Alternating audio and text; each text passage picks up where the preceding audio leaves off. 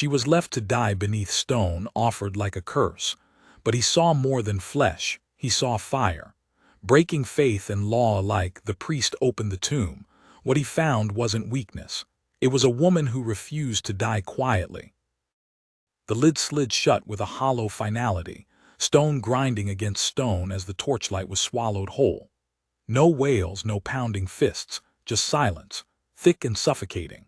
That was what stayed with Ezra Rook as he turned from the crypt, robe heavy around his shoulders, his fists clenched in defiance no one dared name aloud. The high temple of Ravan claimed mercy in its rights, but there was no mercy in the way they buried her alive. No mercy in the way she didn't scream. They called it the offering of flesh, an ancient penance, older than the temple itself. When famine struck or drought lingered, a woman unfit in body or soul was chosen, cast into the tomb beneath the altar to appease whatever cruelty the gods craved. It hadn't been performed in nearly 50 years, until her. Myra Call. She was 17, laughed too loud, ate too well, danced when no music played. She was soft where other girls were thin, full where others starved themselves for favor. They called her a burden, a blight. And so the elders of Raventon laid hands on her shoulders, not in blessing but in condemnation. She wore no chains, only shame, and still she walked barefoot to her death because it was asked of her, because she had nowhere else to go. Ezra had watched her descend, one step at a time until the shadows took her. His hands had trembled at his sides. The law was sacred, the right immutable, but he'd seen her eyes as the tomb's mouth closed. Wide, dry, calm, no screaming, no begging, as if she'd already buried the part of her that hoped. That was what haunted him most. He waited until the others left, until the final hymn was sung and the last torch guttered out. Only then did he return to the altar, heart hammering so violently it felt like a sin of its own. His breath fogged the cold air as he knelt before the sealed stone slab. The key was hidden beneath the ceremonial basin, untouched for decades. His fingers found it by feel, cold iron heavy with age and warning. One turn, a groan of metal, then silence again. Ezra braced himself, pushed with both hands, and the slab shifted. It wasn't a tomb. It was a well of darkness. He lowered himself slowly, the rope cutting into his palms, the stale air clawing at his lungs. The ground was far farther than he'd thought. His feet hit stone. Then silence swallowed him too. "Hello," he whispered, the sound barely rising above the breath in his chest. "Nothing." He lit a stub of candle. The chamber flared in flickering yellow. Stone walls, damp earth, a thin scattering of bones from decades past, and in the corner barely moving her. Myra. She sat upright, arms wrapped around her knees, hair a tangled curtain. Her dress torn, her lip cracked, but her eyes opened when she heard his voice. "I thought you wouldn't come," she said, not surprised, not relieved, just quiet, like she'd already died and was only remembering how to speak. Ezra's throat closed. "How did you know I would?" She blinked slowly. "Because you looked at me." That was all, not with pity, not with disgust. He had looked at her like she mattered. One glance and she'd held onto it like a thread in the dark. He knelt beside her, pulled off his robe and wrapped it around her shoulders. Her hands were ice, her skin mottled with cold and fear. "We need to get you out," he said, voice low. She didn't move. "They'll kill you." "Maybe," Ezra answered, "but you'll die if I don't."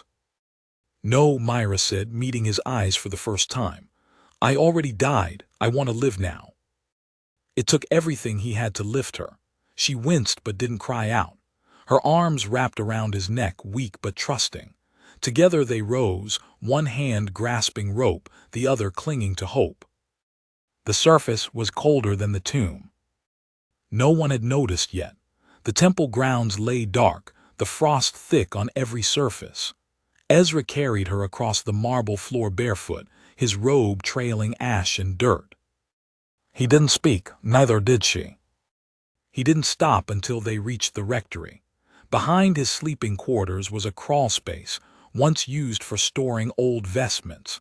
Now, It would have to hide something holier than relics, a girl who wasn't supposed to breathe. Inside, Myra curled beneath a stack of blankets. Ezra lit a lamp and placed it low. Her eyes flicked toward it, then toward him.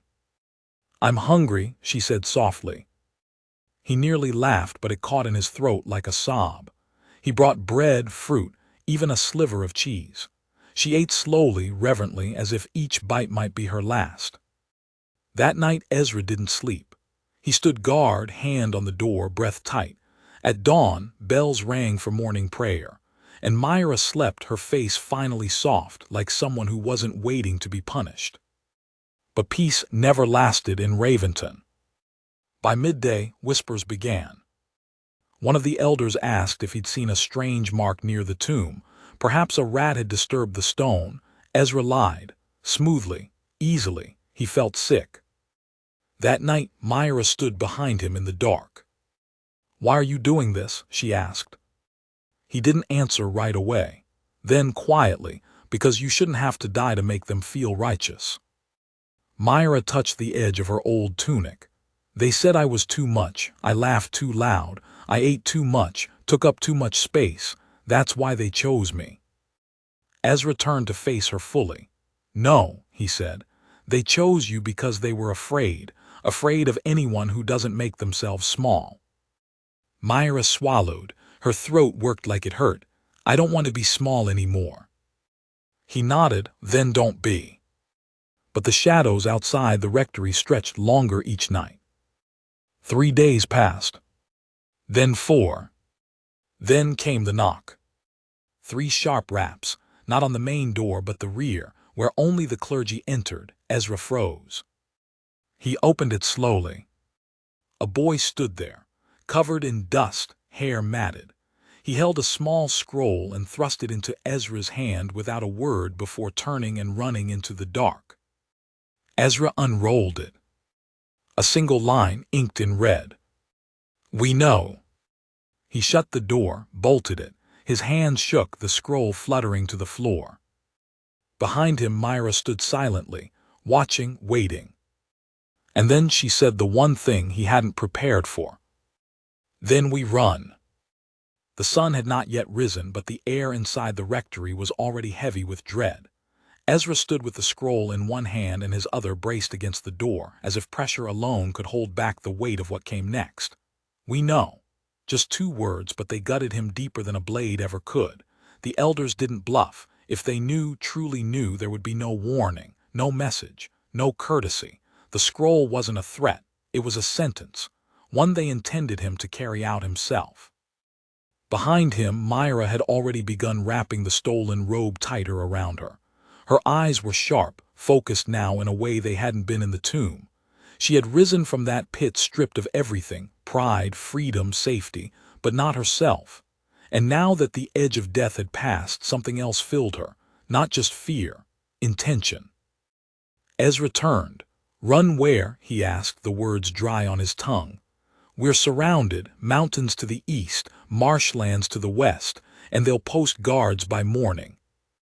Myra didn't blink. "Then we leave before morning." The sheer simplicity of it knocked something loose in him. He was trained to plan, to calculate, to obey. But she had no such bindings left. When a person has nothing, she moves without hesitation. Ezra had everything to lose, and suddenly that felt like a weakness. Still, they had to try. He moved quickly, stripping his quarters of anything that might help. Bread wrapped in cloth, dried meat, flint, water skins, an old dagger dulled by disuse. He gave Myra his boots and took an old pair too small for him. When she protested, he said only, "I took a vow to walk in others' pain. Let me do that now." She said nothing more after that. By the time the temple bell tolled the first of its morning chimes, they were already moving beneath the veil of night. Ezra led them through the root cellar, past crumbling shelves and barrels of grain older than either of them. A door at the far end opened to the base of the hillside, the temple's waste path, used once a week by servants, now frozen and choked by early snow. Myra stumbled, but she caught herself before Ezra could reach for her. She nodded once. She was ready. They moved fast. The town of Raventon clung to the side of the mountain, houses stacked like brittle teeth along narrow ledges and steep paths. Ezra avoided the roads, choosing goat trails and forgotten switchbacks. Myra's breath came hard, but she never slowed. She had the will of a woman who had already died once. The cold couldn't break her. The dark couldn't frighten her. She moved like someone who had seen the worst the world could do and decided to live anyway. Still, dawn crept closer. By the time the temple bell rang its second call, summoning acolytes for morning meal, they were already crossing the frozen stream at the base of the ridge. Ezra's fingers were numb. His lungs burned. But Myra walked just ahead of him, one hand grazing the rough bark of the pine trees, eyes scanning the horizon as though daring the world to try again. Then they heard it. Hoofbeats. Faint, distant, but real. Ezra pulled her off the trail, down into a thicket of frostbitten shrubs. They dropped to the ground, breath shallow, hearts racing. A moment later, two riders passed above them, temple guards, gold-threaded cloaks, curved blades, and eyes that scanned too well. Ezra knew one of them. Brother Sile. He had trained beside him, broken bread with him, wept beside him when his brother died. But Sile rode like a man hunting animals now. No hesitation, no mercy. Ezra's chest ached, not just from fear, but from the slow, creeping fracture of loyalty. These were his people, his brothers, and now they would kill him without a pause. Myra reached for his hand in the dark. Her fingers were cold, but her grip was sure. "We keep moving," she whispered. They did. By midday, they'd made it beyond the outer ridge. The land dipped into a dry valley, scattered with broken trees and brittle grass that crackled beneath their steps. The sun, low and pale, offered no warmth, but Ezra could smell freedom in the air, thin, sharp, like lightning before a storm. Myra slowed only when the terrain changed, when rock gave way to marsh. "The drifts," Ezra muttered. "No roads, no paths, just muck and ghosts." Myra raised an eyebrow. "You sound like the elders." He gave a tired smile. "I suppose I do." Still they entered. The marsh swallowed sound. Water sucked at their boots, mud oozed like blood, and reeds hissed in the windless air. Myra clung to branches, to Ezra's arm, to whatever she could. Her legs trembled with exhaustion, but she never stopped. Until the arrow came. It missed by inches, thunked into the trunk beside her head. Ezra grabbed her and pulled her down just as another sailed overhead. "Move," he hissed, dragging her toward the shadows. She didn't need to be told twice. They crashed through brush and reed, slipping in the mire, falling, scrambling upright. Behind them, voices rose. "North side. Don't kill her. The elders want her alive." Ezra's stomach turned. Alive, for what? Another ceremony, a public correction, or worse, a message, a symbol to other women who didn't fit their shape of worth. They ran. The marsh opened suddenly into a hollow, and there, half buried in fog, stood the remnants of a long-collapsed chapel. Stone columns, a shattered dome, a place once holy, now forgotten. They dove inside, panting, soaked, shaking. Myra collapsed to her knees. How did they find us?" Ezra's mind raced. "They knew where we'd go. They knew me." Myra looked up. "Then they'll never stop."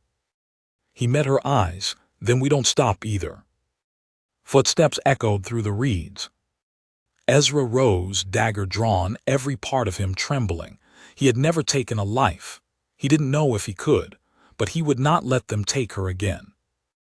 Myra grabbed a broken beam and held it like a staff. No strength left, but still, she stood. The first figure entered the chapel's shadow. But it wasn't a temple guard. It was a woman. Cloaked in gray, hood low, face hidden, she raised both hands. "I mean you no harm," she said. Ezra stiffened. "Who are you?" The woman pulled back her hood. Her face was lined with age, her hair silvered, but her eyes burned with something fierce. "My name is Aaron. I was the offering once too." The world fell quiet. Myra's lips parted. What? Aaron stepped forward. 40 years ago they threw me into that same tomb. I was too wild, too strong. They said I spoke over men, that I didn't kneel fast enough. Ezra stared, heart hammering. How did you escape? I didn't, Aaron said softly. But someone opened the tomb, just like you did. She looked at Myra. And now it's your turn to survive, but you won't do it alone. Outside, the voices came closer. Ezra stepped forward. Can you help us? Aaron smiled, slow and dangerous. They taught me how to disappear, and how to make others disappear too. She reached into her cloak and pulled free a pouch of powder. With a swift motion, she scattered it across the stone floor. Smoke burst upward, thick, choking, white as bone. Close your eyes, she whispered. And then the world vanished. Smoke poured into every crevice of the crumbled chapel, curling like living ash across stone and bone and splintered wood. Myra couldn't see, could barely breathe, but she felt Ezra's hand find hers through the chaos and cling tight. Somewhere ahead, Aaron's voice cut sharp through the white. Stay low, don't speak, move when I say. Myra crouched beside Ezra and felt the floor shift faintly under her weight, wood beneath stone, a trapdoor. She didn't ask how Aaron knew. She didn't need to. Then came the signal, a tap, then another, and the faint groan of rusted hinges. Ezra pulled Myra forward and they dropped into blackness. The door closed above them just as a blade cut through the smoke, footsteps pounding overhead. Myra couldn't see Aaron, but she could hear her. This place is sacred, she called. Desecrate it with your steel, and Ravan's judgment will not be merciful. Above, the guards shouted, their voices unsure now. The smoke did more than blind, it unnerved. Ezra gripped Myra's shoulder, guiding her through the underground crawlspace. The passage was narrow, the air thick with damp and rot. Myra's knees scraped against stone. Her breath rattled, but they kept moving. Behind them, the sound of the chapel faded, swallowed by earth. Finally, the passage opened into a small hollow carved beneath the marsh. Roots hung from the ceiling, slick with moisture. Aaron waited there, hood drawn back, torch lit. It'll take them hours to search the whole bog, she said. By then we'll be miles gone. Ezra wiped mud from his face. You've done this before. Aaron nodded.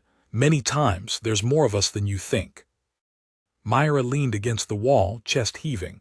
Us. Aaron's eyes softened. Women they cast out, girls buried alive, not all of them died. Some were saved. Some crawled out, some fought, but all of them ran, and some of us stayed hidden to find others. Ezra stared. How did I never know? Because the temple never looks down once it casts someone out, because you weren't meant to ask. Aaron turned to Myra. They fear you, not for your body, for your refusal to make it smaller. Myra's voice cracked. I'm so tired of running. You don't have to run forever, Aaron said. Just long enough to become something they can't control.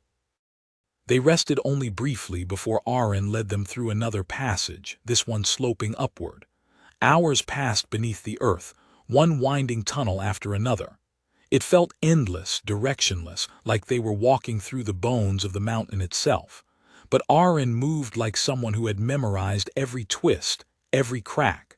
And finally, they emerged. A sheer rock face opened to a narrow ridge overlooking the forest. The sun had dipped low again, casting long bruised shadows across the hills. Smoke rose in the far distance, temple fires or worse. Myra stepped forward and breathed deep. It still smelled like winter, still bit at her skin, but there was something sweeter in the air now, possibility.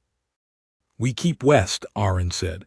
There's a settlement, Stone Hollow. Small, quiet, they don't ask questions. We'll rest there, then decide next steps. Ezra glanced back toward the horizon. They won't stop. No, Aaron agreed. But they'll slow. The temple isn't what it used to be. Too many cracks, too many ghosts. They made camp under a copse of twisted pines. Ezra gathered what dry wood he could find, striking flint until sparks caught. Myra sat close to the fire, silent, arms wrapped around her knees. Aaron watched her a while, then tossed a worn blanket over her shoulders. "I remember my offering," Aaron said quietly. "I remember the way they looked at me, like I was waste, something to be cleared." Myra didn't look up. "I wasn't even allowed to cry. They told me to be grateful, said I had a purpose now, said I was giving back." Aaron's voice sharpened. "You don't owe them anything." "I know," Myra said, "but part of me still wants them to see me, see what I survived." "They will," Ezra said. Myra finally looked at him. "One day," he continued, "they'll speak your name, not with pity, with fear." The fire cracked between them. That night sleep came fitful. Dreams swirled, of stone ceilings and hands pushing her down, of voices chanting her name not in praise but punishment. Myra woke gasping, but Aaron was there with a cool hand to her forehead, and Ezra with water and a quiet word. Morning broke with red light and frost-tipped grass. The marsh behind them was still cloaked in mist. No riders, no torches, just wind and silence. They moved fast, hunger gnawing deeper now. Aaron had some dried root and 2 strips of salted meat, barely enough for 3. Myra insisted they eat first, but Ezra cut his portion in half and passed it back. By midday they saw the sign. A post driven into the ground at the edge of the trail.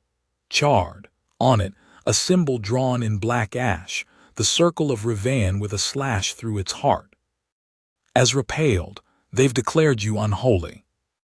Myra stared at it. "What does that mean?" Aaron's voice was flat. "It means if anyone sees you, they'll believe killing you is a favor to the gods." Myra didn't flinch. "Then I won't be seen." Still, the path to Stone Hollow grew more dangerous with every step. That night, as they neared the edge of the forest, they passed a burned-out home. Its walls were caved in, its roof scorched to ash. Ezra paused, staring at the char marks. This was no accident. "Message," Aaron said. "Someone helped another offering. This is what the temple leaves behind." Myra's breath hitched. "So no one is safe." "No," Aaron said, "but some are free." Stone Hollow lay ahead, tucked between 2 crags, smoke curling gently from chimneys. It looked quiet, untouched. But when they entered, all eyes turned to them. Ezra spoke first. "We need shelter." An old man behind a stall nodded once. "You'll find it at the Miller house, end of the road. Tell her Aaron sent you." Wordlessly, they followed the path. The house was plain, shutters drawn. A woman opened the door before they knocked. She was tall, gray-haired, with a scar down her left cheek and no kindness in her face. But when she saw Aaron, she stepped back. "Inside, quickly." They entered. No questions, no ceremony, just warmth. A fire, a cot, a basin of water already set. The woman turned to Myra. "Name?" "Myra Call." The woman nodded. "It's yours now." Myra blinked. "What?" "Your name, your story, your future, all of it." The woman looked to Aaron. "She's stronger than you said." "She hasn't even begun yet," Aaron replied. That night Myra slept alone for the first time since the tomb. Ezra stayed outside, sitting against the wall, eyes open to the wind. And in the darkness, a new knock came. Not loud, just a soft rhythm. Ezra rose slowly, hand on his blade. A boy stood there again.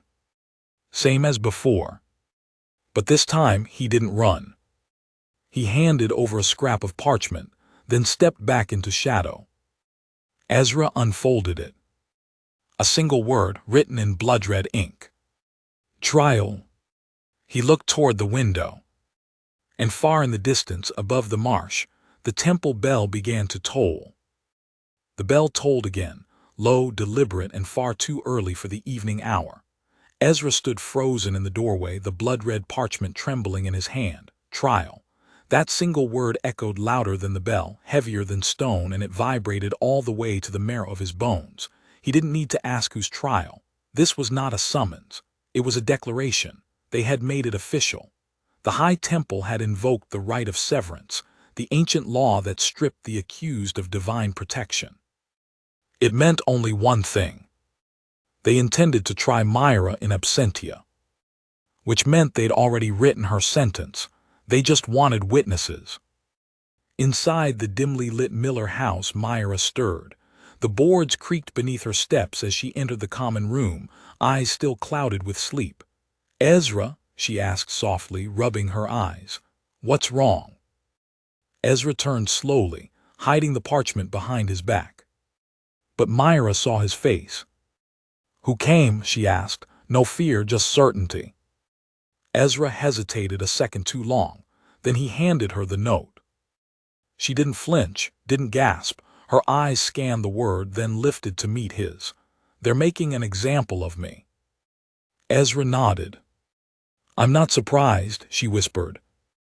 Aaron entered then, cloak half fastened, eyes sharp from half sleep. "What is it?"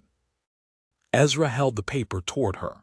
She read it, exhaled slowly, and lowered herself into the nearest chair like someone settling into a known pain. "It started," she said. Myra's voice was steady. "What happens now?" "They'll gather at dawn," Aaron answered. "Announce the trial publicly.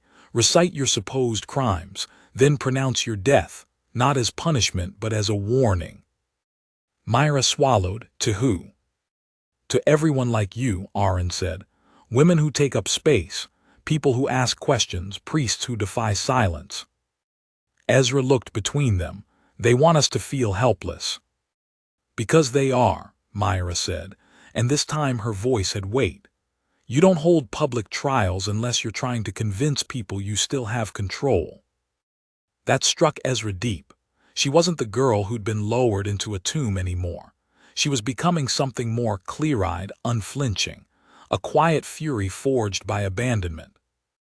The Miller woman returned with tea and bread, placing them on the table without a word. Myra reached for the bread but stopped short. "What is it?" Ezra asked. "I keep thinking," Myra said slowly, "about the other offerings.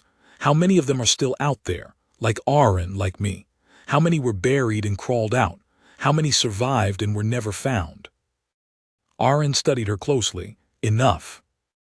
Myra nodded. "Then let's find them." Ezra frowned. "What?" Myra looked up, eyes shining. "Let them have their trial, let them call me a curse, a weight, a disgrace, but I won't die for their story. I'll live for mine, and I won't run anymore. I'll gather every woman they cast aside, every girl they silenced, every priest who still believes kindness matters." Ezra's heart thudded. "You want to fight them?" "I want to outlive them," she said. "And I want the people who watch them bury me to see that survival isn't silence." Aaron smiled for the first time in days. "Then we start tonight." The Miller woman fetched paper and ink. Aaron brought names, old, faded, half-remembered. Some were legends, others whispers, but all were real. Each one had vanished after the offering, presumed dead. Each one a possible ember waiting to be lit. Ezra wrote every name down. Myra watched him. "You still believe in the temple?" "I don't know what I believe in," Ezra admitted, "but I believe in you." By nightfall, they had a list of 12 names, 12 possible allies, 12 ghosts who might not be ghosts after all. Aaron traced the ink with her finger. "They'll be scattered. Some might be in hiding. Others might not trust anyone. But if we can find even 2. "It's a beginning," Myra finished.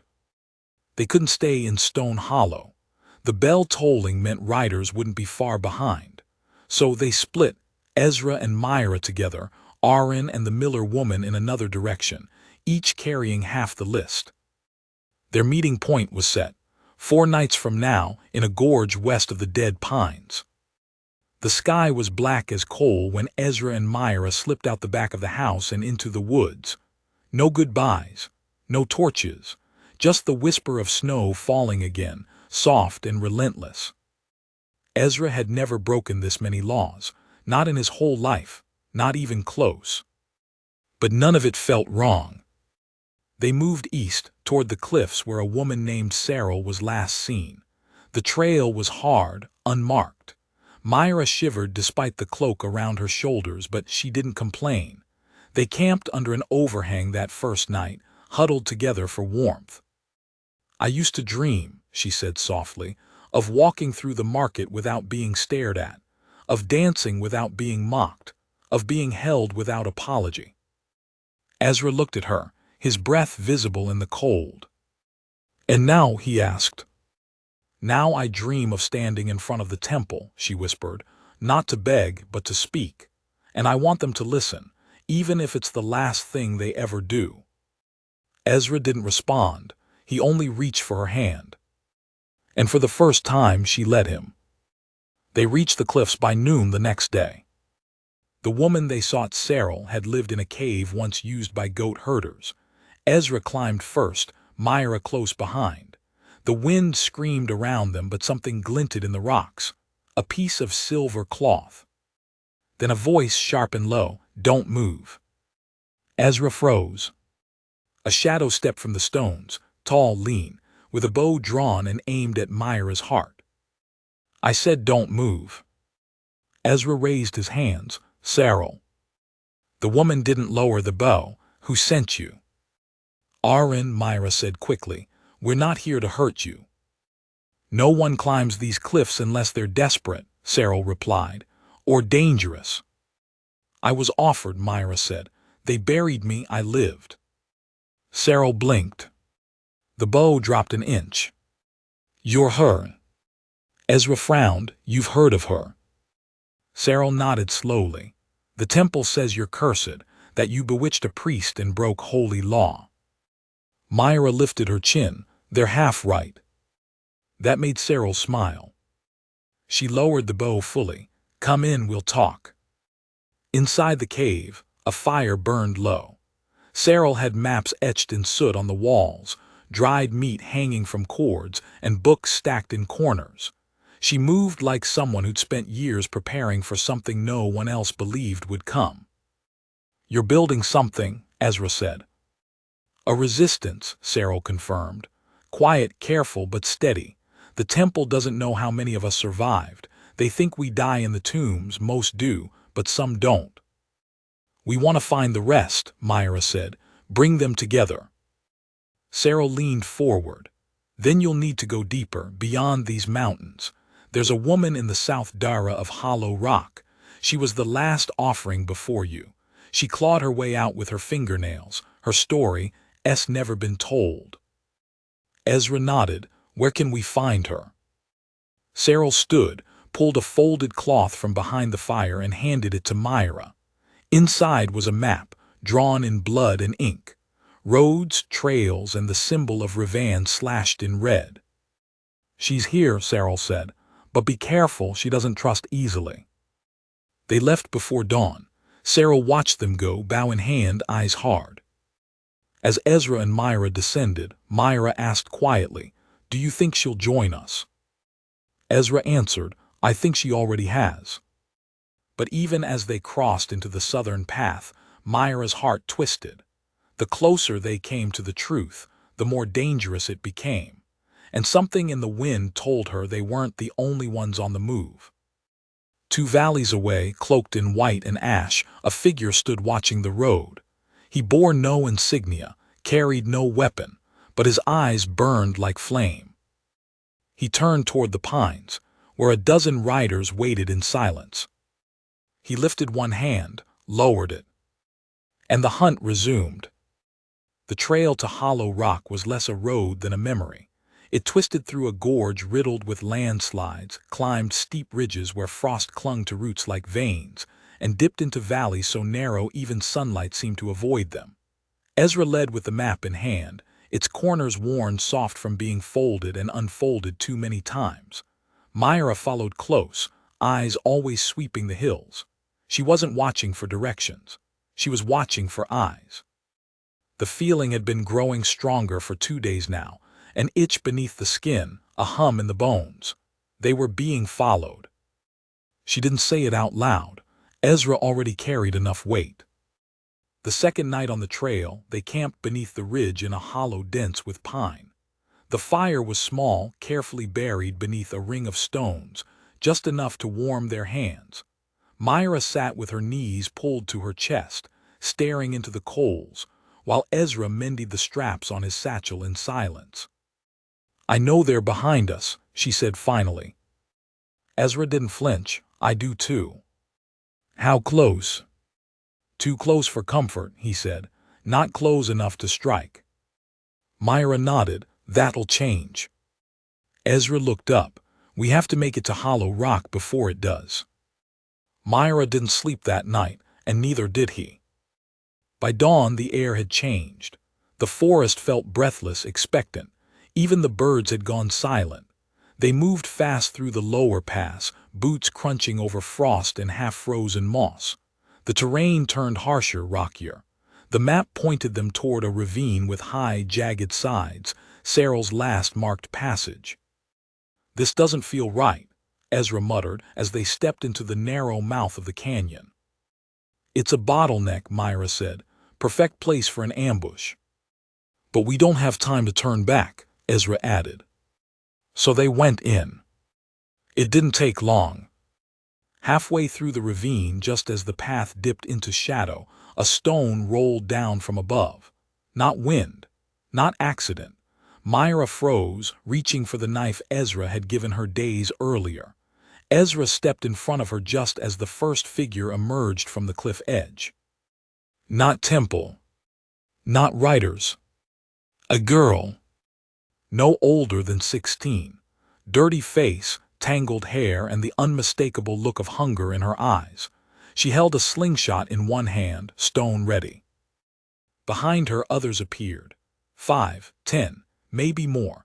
Boys and girls, thin and hollowed out, most of them armed with sticks or tools barely resembling weapons. They looked wild, half feral. Then came the voice. "Name yourselves." A woman stepped out from behind the largest boulder. She was tall, muscular, her skin dark and scarred across one side, her hair cropped close. She wore no cloak, no symbol, but her posture told them everything. They were trespassing, and she was in command. Myra stepped forward. "I'm Myra Call. This is Ezra. We're looking for Dara of Hollow Rock." The woman's eyes narrowed. "And you think shouting her name through my canyons is the best way to find her?" "We weren't shouting," Myra said carefully. The woman stared a beat longer, then motioned to the girl with the slingshot. "Check them." The girl ran forward, fast and light. She rifled through Myra's pack, then Ezra's, found the map, looked at it, looked at the woman, nodded once. "Bring them," the woman said. They were marched through the canyon, deeper into the winding stone. Ezra's fingers twitched toward Myra's wrist once, but she shook her head slightly. "Not yet. Don't fight what you don't understand." Then, just as suddenly as it had begun, the narrow walls opened. And before them, nestled in the rock like a secret, was a village. Small, makeshift, built from salvaged timber and broken stone, patched with canvas and bone. Children played near a frozen creek. Women sharpened knives. Men chopped wood. There were no elders here, no priests, no bells. Only survivors. The woman led them to the largest dwelling, a long hall with wolf hides for doors. Inside, the heat hit like a wave, thick, smoky, smelling of roots and iron. Dara sat at the far end. She was older than Myra expected, late 40s, maybe early 50s, with weathered hands and a spine that hadn't bent despite all she'd clearly endured. She wore no makeup, no jewelry, no markers of her past life, only a blade at her hip and fire in her eyes. "So," Dara said, "you're the tomb girl." Myra stiffened. Dara gestured to the seats. "Sit." They did. Dara studied them in silence. Then, with no preamble, she asked, "Why are you here?" "To find you," Myra said. "Why?" "Because we're building something," Ezra said. "Something that could end what the temple's been doing for generations." Dara's face didn't change. "You're not the first." "I don't doubt it," Myra said, "but maybe we'll be the last." That got Dara's attention. "I survived the offering," Myra continued. I want to find the others, the women they buried, the ones who climbed out, the ones who fought. Dara leaned back. And then what? We gather, Myra said. We speak. We show the people what was done. We pull the curtain back. They won't care, Dara said. You think this land did know. The priests didn't build those tombs in secret. They held parades when they sent us to die. Ezra leaned forward. Maybe they won't care at first, but they'll listen, because you're still here. Dara's gaze shifted to him. You're a priest. I was. Dara's hand went to her knife. Ezra didn't move. I didn't open her tomb because I pitied her. I did it because everything I believed shattered the moment I saw her face. Dara stared at him. Then slowly she pulled her hand away. I heard your name 2 weeks ago, Dara said to Myra. Through the hills, a ghost girl, fat and furious, unkillable. Myra raised her chin. That's me. Dara laughed once sharp. I like you. She stood. You'll stay here tonight. Then I'll take you to the weeping basin. There's someone else you need to meet. Who? Ezra asked. My sister. Myra blinked. You have a sister. She was the offering before me, Dara said. But she didn't get a tomb. She got fire. That night Ezra and Myra sat outside the long hall watching the stars blink through gaps in the canyon. The air was clearer here. The silence felt earned, not enforced. Do you think she'll come with us? Myra asked softly. Ezra glanced at the firelight dancing across Dara's doorway. She already is. She just needs to remember. Myra closed her eyes. I thought I'd be afraid, but the closer we get to them, the survivors, the stronger I feel. Ezra nodded. You're not a symbol anymore, Myra. You're becoming a storm. She looked at him. And you? I'm the fool who ran into it with his eyes open. She smiled.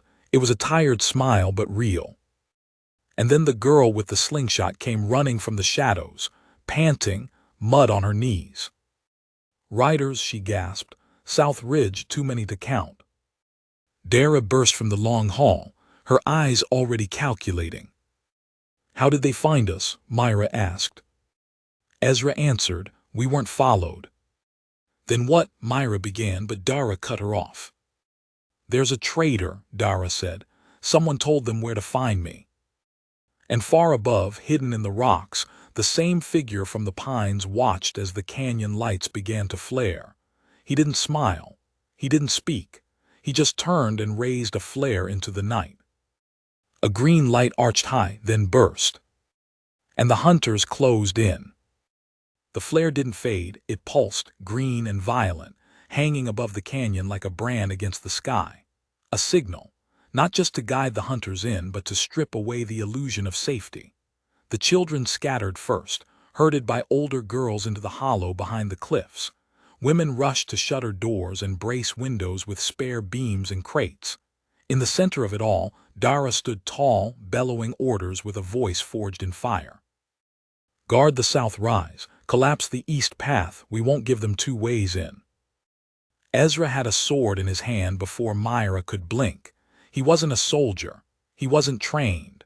But the weight of the blade looked right in his grip, like it had always been there.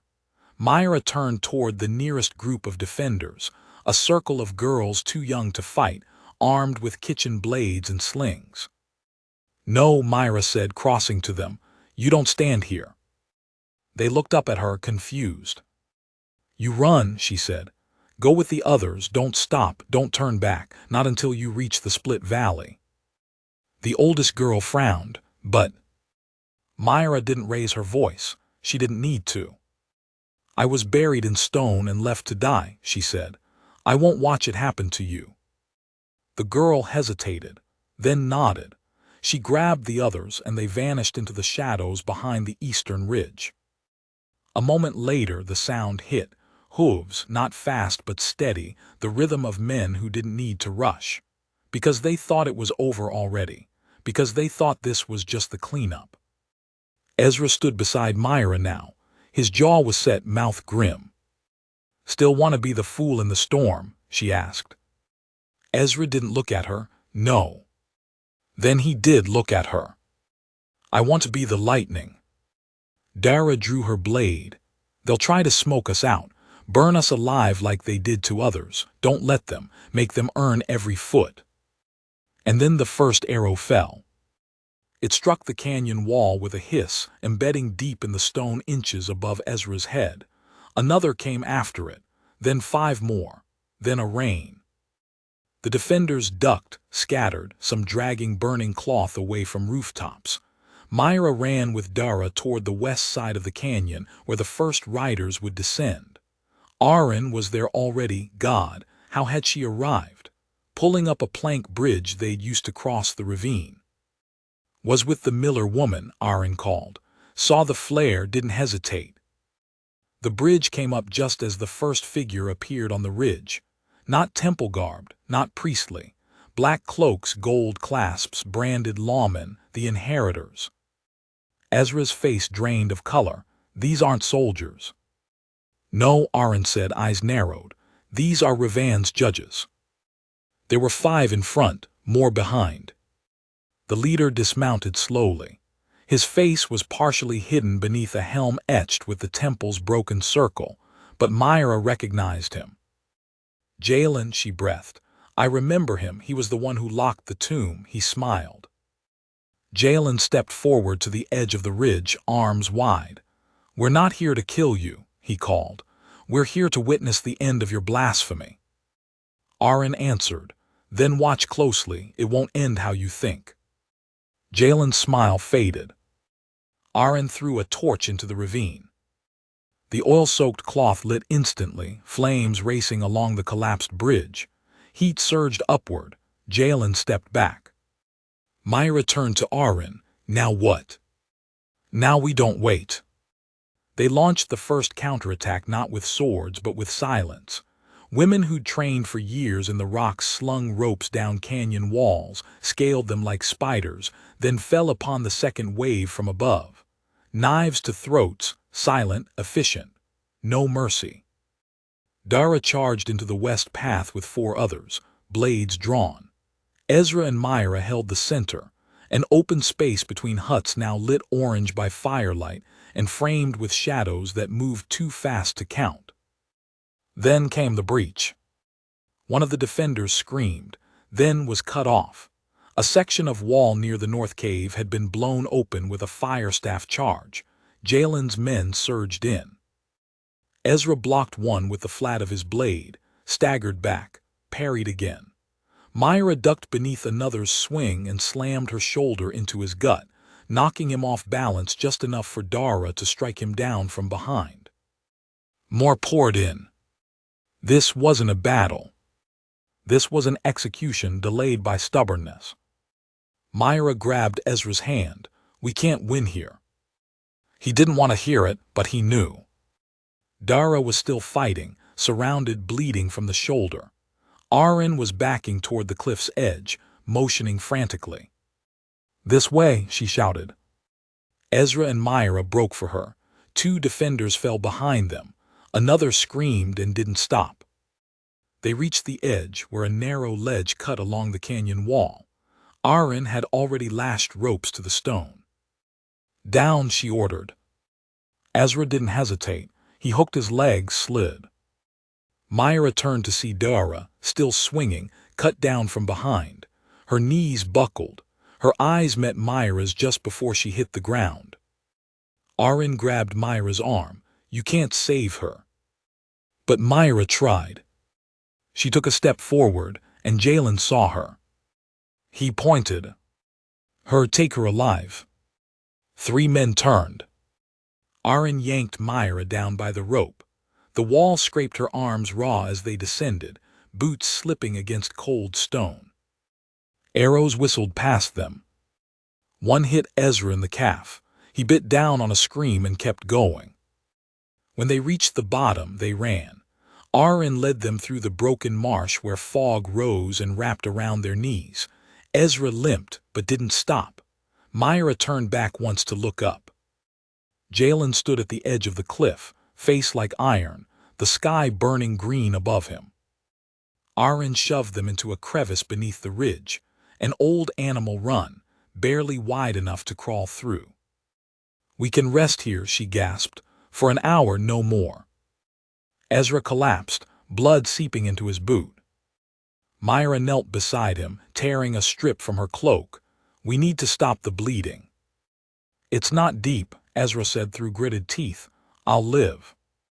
Myra stared down at her hands, slick with his blood, and tried to breathe. "They knew where we were," she said. "Exactly where." Aaron nodded grimly. "Someone betrayed us." "Who?" "I don't know."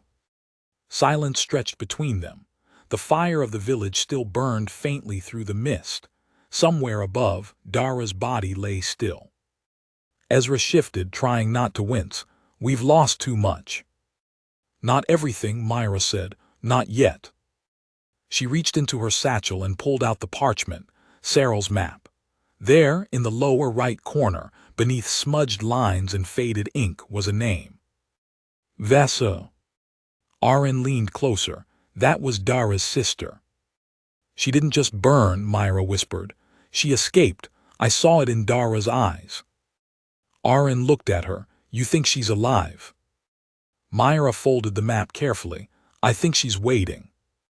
Ezra took her hand. "Then let's go find her." They emerged from the tunnel at dawn. The world smelled of smoke and thawing frost. Myra looked up one last time at the canyon walls. A place built by survivors. Burned by cowards. But they hadn't buried her this time. They hadn't put her in the ground. And that would haunt them. As they turned west toward the outerlands, they passed the edge of a ravaged orchard. Charred trunks, fallen limbs. But something green pushed through the blackened soil. A sprout. Small but strong. Myra knelt beside it, touched the leaf. Then rose. She would not be the offering anymore. She would be the storm. And the storm was coming. The trail west was crueler than Myra remembered from the maps. The ridges rose sharper, the frost bit deeper, and no matter how far they walked, the shadow of what they'd lost still followed. Dara was dead. Hollow Rock had burned. Children had scattered into the hills with no promise they'd ever find their way back. And still Myra walked. Ezra limped beside her, the wound in his leg barely scabbed over, and Aaron flanked them both with her hand always near the hilt of her knife. They said little. Not out of anger or despair, but because silence had become their last form of reverence. They didn't mourn Dara with words. They mourned her by surviving. Each day brought another stretch of cold stone, another set of footprints swallowed by wind, another reason to turn back. But Myra never did. She'd been buried alive once. Nothing above ground scared her anymore. Even the wind, sharp as blades against her cheeks, felt tame compared to the pit. 3 more days, Aaron said finally, breaking the quiet. She motioned to a bend in the trail, where the trees began to thin and curl in on themselves like dead fingers. The basin's just beyond that pass. Ezra adjusted the satchel on his back. "We don't even know if Vess is still alive." "We don't know she's dead either," Myra said. And that was enough. The second night brought snow, not the white, silent kind, but the sharp, sleeting rain that clung to everything and froze. They huddled beneath a deadfall wrapped in their cloaks, Ezra's fever rising again. Myra pressed a damp cloth to his brow while Aaron stood guard. "He needs rest," Myra whispered. "He'll get it when we find her," Aaron muttered. Myra didn't argue. She didn't have the energy to. By morning, Ezra's leg was worse. Red and hot to the touch, the wound no longer a clean puncture but a bloated, angry stripe across his calf. They wrapped it tighter, slowed their pace, and rationed food to keep him upright. He didn't complain. Not once. But every step he took cost him. It was mid-afternoon when the sound reached them, deep, low, rhythmic. Not thunder, not hooves. Drums. Myra stopped in her tracks. Temple. Aaron shook her head. "They don't use drums, that's old blood." They crept forward, boots silent in the mud, until the basin opened before them. And there it was. A valley carved into the earth like a bowl, its walls steep and covered in ash trees. Smoke rose from small fires dotted through the basin, and around them moved people. Dozens, maybe more. Wrapped in hides and patchwork cloaks, their skin marked with ink and soot, they moved in a rhythm Myra couldn't name. Some limped. Some carried scars that made her stomach turn, but all of them moved with purpose. At the center stood a stone altar blackened with age, and before it, barefoot, arms bare in the cold, stood a woman. Tall, broad in the shoulders. Her face was weathered, her eyes dark, and her hair streaked with gray. She held a staff in one hand, carved from bone and wood, wrapped with red cord. She saw them the moment they crested the rise. She didn't flinch. She didn't speak. She just watched. "That's her," Aaron murmured. "Vesa?" Myra asked. "No," Aaron said. "That isn't just Vesa. That's the woman the temple buried and never broke." They descended slowly, weapons sheathed, arms wide. "We come in peace," Myra said, her voice hoarse. "We're not soldiers, we're not temple." Vesa raised a hand. The drums stopped. The silence that followed felt heavy. Then she spoke, not loudly, but with such precision it silenced every breath. "I know who you are." Myra blinked. "You're the girl they left in stone," Vesa said. "The one who lived." Myra swallowed. "Yes." Vesa stepped down from the altar. Her staff tapped once against the earth. "You carry Dara's scent." She died," Myra said. "Hollow rock fell, the inheritors found us." Vesa nodded once slowly. "Of course they did." She looked at Ezra then, at his fevered face, the way he leaned heavily on Myra's arm. "And this is the priest." Ezra straightened despite the pain.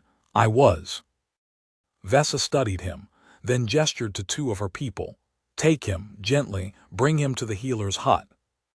They obeyed without question, lifting Ezra between them with surprising care.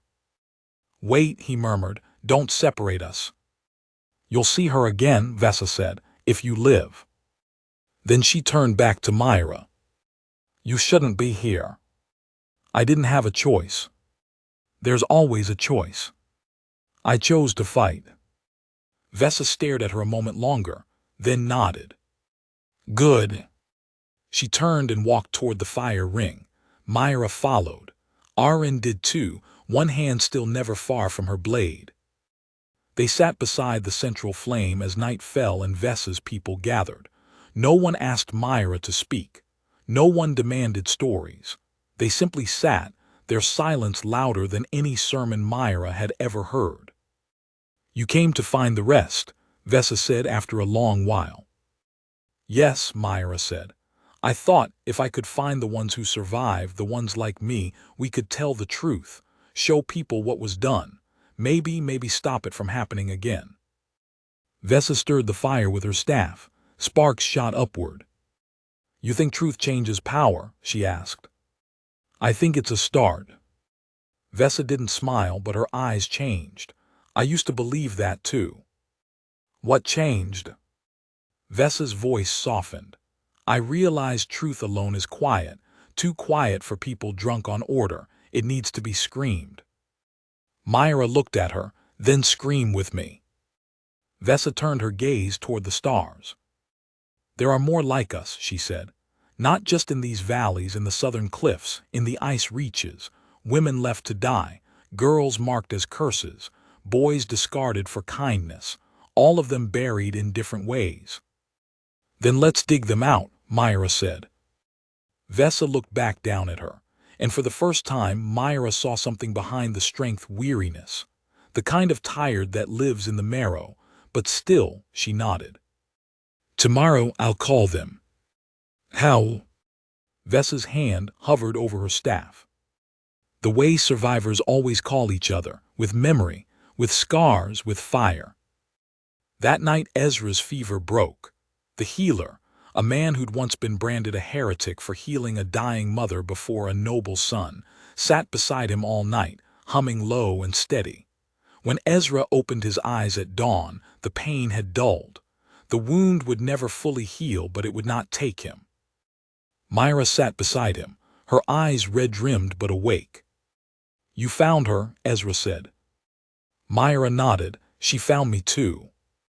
The next day, they stood in the center of the basin as Vesa raised her staff high and slammed it 3 times into the earth.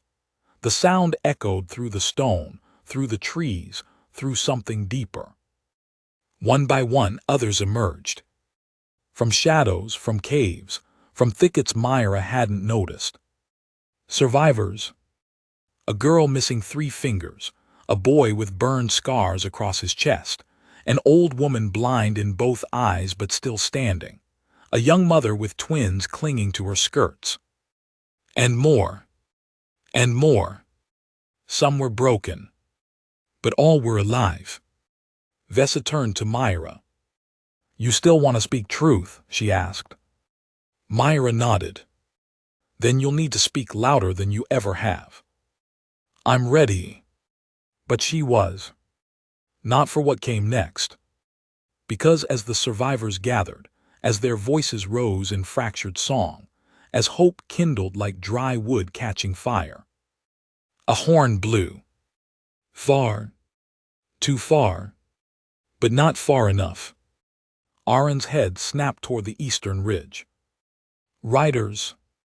Ezra stood, sword already in hand. "They found us." Myra didn't freeze.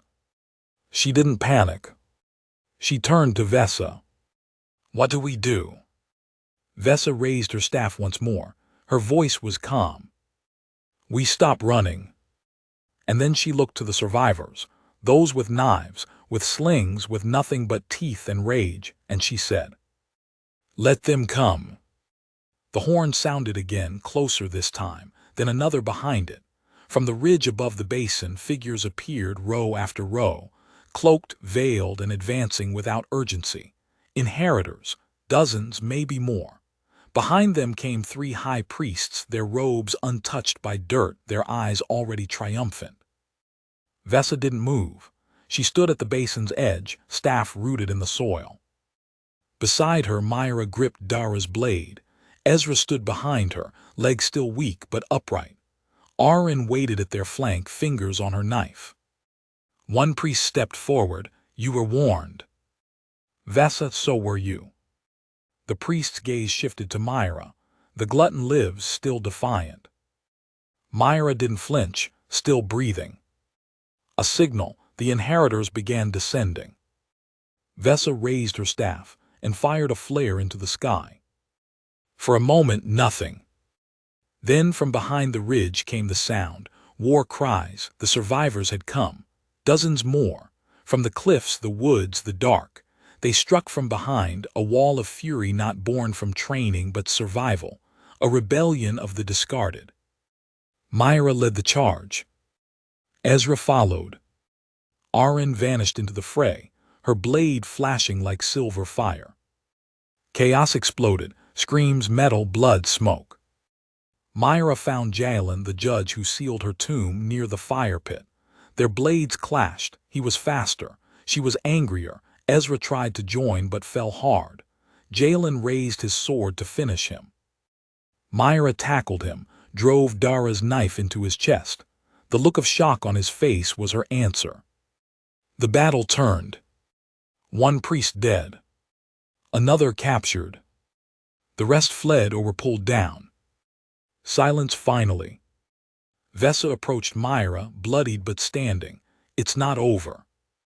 "No," Myra said, "but it's different now." In the days that followed, the survivors buried their dead, tended wounds, and turned the basin into something new, not a hideout but a beginning. Ezra built fires. Aaron taught children. Myra stood at the ridge each morning, waiting for fear to return. It didn't. Ezra stood beside her. "You regret any of it?" he asked. She shook her head. "They tried to bury me," she said. "Turns out I was the seed." And she smiled.